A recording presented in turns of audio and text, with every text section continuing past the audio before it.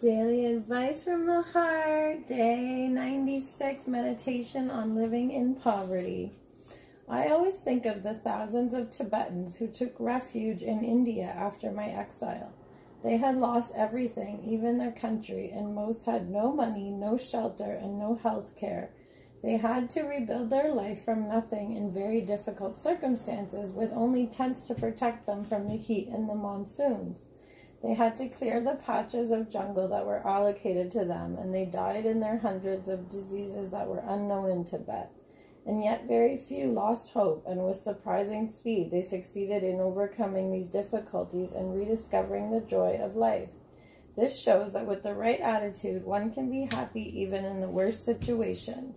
But on the other hand, if we have no inner peace, we deceive ourselves into thinking that comfort and prosperity will bring happiness.